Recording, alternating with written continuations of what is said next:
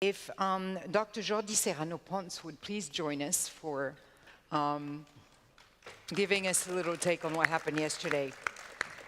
So let me introduce very briefly to you Jordi, who is a physician, and he's actually a well-known actor to the digital health community. I've known Jordi for a while because he also invests quite a bit in, of time and energy in the developing and emerging world, but not only.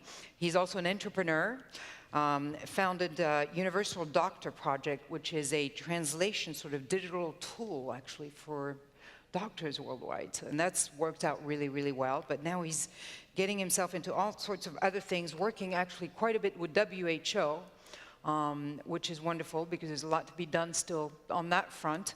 And in fact, just launched a Zika app, which is getting some great feedback already. So this is, goes to show a little bit Jordi's entrepreneurial, risk, fast-acting character. So, Jordi, thanks so much for joining us and agreeing to sort of relay a little bit some of the discussions that we had yesterday then. Thank you. Thank you very much for inviting me. It's a pleasure. It's also a challenge because I didn't know that yesterday. When I saw Daniel Jones' slides, I thought, oh my God, these slides. But thanks God the other speakers also didn't have to show any slides. No? Yesterday we had a wonderful workshop called Digital Passion. And of course, first thing I noticed, and I suppose also you chose me because I'm not French, so I could be a little bit neutral, not to talk about the French situation. But the first thing I noticed is that we were there like 20 people, no? And only one passion, no? It happens everywhere, no? It's difficult to engage passions still, but it's an effort of the organization to call the event Digital Passion, and it's very important, but still the passions are not there, no? In that sense, Claude Le Pen introduced the workshop, and he explained how other industries have been really changing the panorama. Banking industry, many other industries. Even the car industry. I'm from Barcelona, as you can notice with my accent, but in Barcelona, you know, there's a Mobile World Congress every year, no? This year, car industries, Ford, explained the digital health strategy of Ford. For why? So just to track diabetic people in the car, or just to tell the driver, hey, you are really tired, stop. No, I will make you stop. No? Many things in that sense. No? In that sense, why the digital revolution is knocking on the door of health and the door is not opening? That would be like the summary of Claude Le Pen. No? In that sense, you say that it's a revolution. No? Real revolutions are, you know, very few crazy people very quickly that then are followed by conservationist movements, no? And here in that country, the best revolution ever. So maybe it's a revolution because very few people are taking it now, and after that, it will be throughout, but in a very less intensive way like we expect, no? Obviously, I would love to be one day soon in a place where we call not any more digital health, but just health, no? That would be you don't go, Mom, I have sent you a transference through the M-banking system. No, you say bank, no? Through the bank. No? So, but still we say the M-health, no? M-health, digital health. So these things will change. No? Then basically the workshop was divided in three, the passion, the professional, and the industry. And Giovanna Marsico explained why, from a cancer association, what patients think about the French situation. Why, and basically, she's playing with European data and French data that for patients, healthcare is the most important thing after employment. Okay, and basically, she explained that they have a lot of good expectations, but still half of the French population, even it's a universal healthcare coverage country, don't use e-health tools in any way, and that French people, which sorry about that, but French people think that they're really behind, no? Which sometimes it happens, but from an external point of view, I can tell you that you are not so behind. No? But French population thinks that they're behind. And they want apps to facilitate life, but not to control them, which is very interesting. And people want online appointments, want prescription renewals, people want to go to the doctor, or not going to the doctor, sorry, just they don't want to go to spend time if necessary. Basically, EMR, electronic medical records, it's considered a good opportunity, but they think that these things should be built with the patient involvement. That's very important. So things should be more patient-centered. No? And a nice sentence of her was mentioning Leonard Kitsch, who wrote this sentence: if patient engagement were a drug, it would be the blockbuster drug of the century. Okay? So, and malpractice not to use it. Okay? That will go with also with, because at the end, prevention is very difficult. No? It's very difficult if you see all the ghost campaigns of early adopters in anything. Very few people, no, and people don't. Still, who are the sexiest doctors? Epidemiologists or surgeons? No, people want see surgeons as a very sexy doctor because on the last moment they save your life. No, they're not excited about epidemiologists that are saving your. Preventing you from having something in 40, 50 years. No? That's a problem of the human nature, and part of the problem of the scalability is also that. No? People don't prevent, no? Still it's important. No? So then we had a second very interesting part of the workshop was about the healthcare workers. No? Dr. Alain Ruffion explained many things and had to do also a little bit with the part of the patients and the health literacy.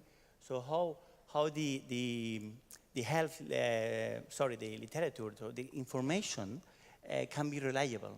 And that's very difficult because we talk about how the information now is accessible everywhere, how big companies, Google, other big companies, Apple, can really spend a lot of money putting reliable information or not. That's the key question, no? Who will pay for the people to put the reliable information? And of course, these companies have money from other sources that can spend in these things. But for example, Professor Alain Ruffion explained a clearly concept of a company that had put information about 2 different cancer diagnostic options about prostate. And it was very difficult because they had not explained that these diagnostic tests still had not been proof with a prospective control trial, et cetera, et cetera. No? So what is reliable information? It's very difficult. Basically, Florence proposed a ranking system for information, and many things were discussed. No? But basically, things that are done right now. Also, Professor Ruffion explained that robots are taking the lead slowly. All of us know that, for example, IBM with Watson is doing things. Other of the companies that have appeared here are doing things.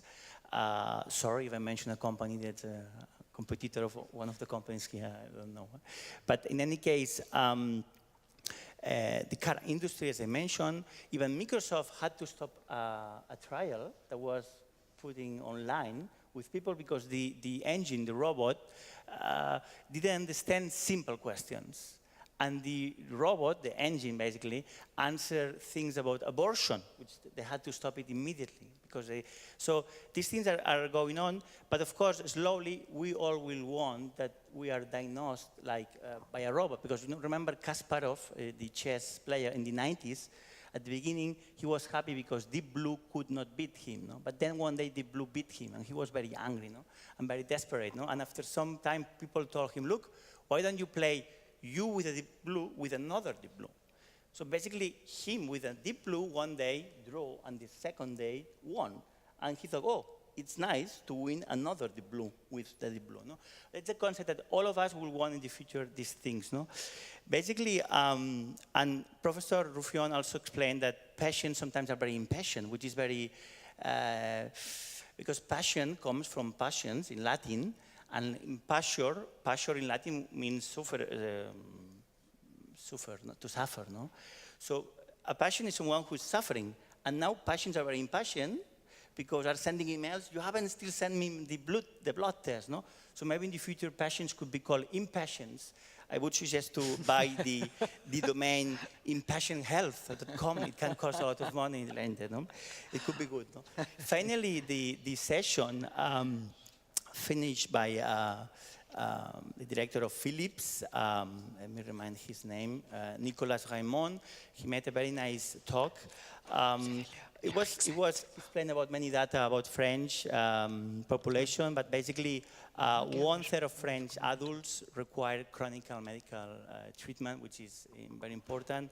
And of course, 16% of population contribute for 64% of cost, like the Pareto, almost the Pareto rule, which is important. But basically, I went to the room after the workshop, no? And I put TV 2, 3, je sais pas.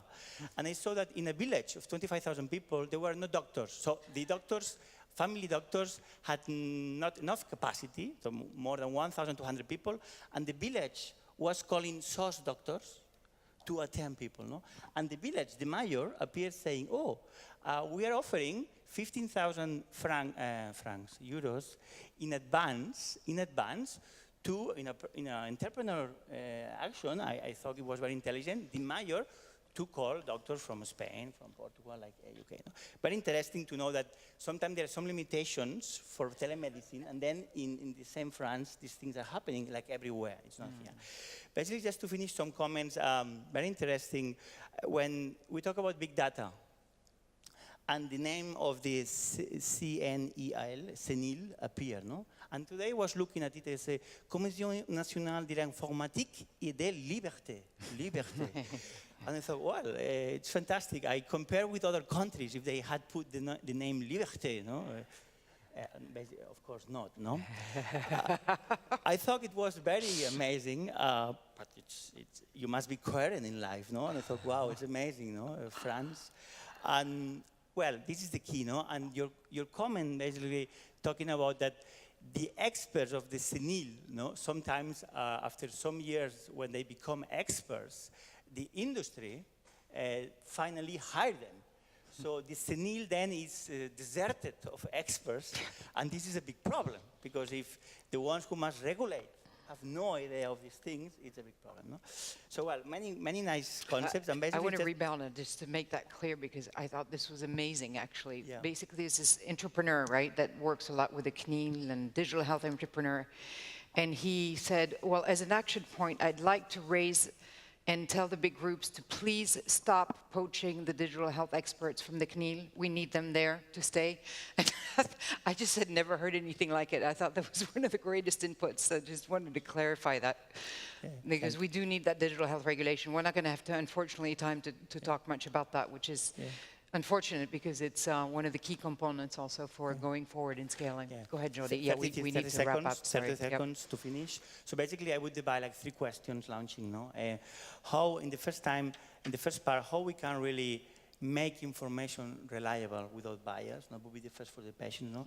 Second, how we can really, because doctors also, some doctors commented that the GMC, which is the Doctor Association, I suppose, no, were like kind of blocking. And also Donald Jones commented very nicely, the issue of the supply and demand. Clearly, supply and demand is changing. And if doctors don't change, don't get that supply-demand change, other people, companies, institutions will get into that supply-demand change, no? And it was commented in the meeting that Uber could finally be a company that will get into health, no? So basically the question is how the same healthcare workers, the patients, the government can regulate themselves to help themselves to really get the supply under control, no? And finally, the third question from the regulatory point of sight, how on the earth, if the numbers are so clear,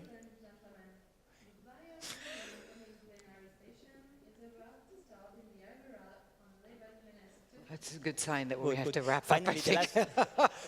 the last question, if everything is so done. clear, if everything is so clear, why politicians are not, because for a politician it would be very clear to invest in telemedicine, it would be very easy because the numbers are so clear. So it's a combination of people don't want to prevent, it's not so clear in some pieces of evidence, in some aspects, and patients still are not taking the lead. In the moment that patients take the lead, that will change. Yeah. Thank you very much. Thank you. Thank you so much, Jordi.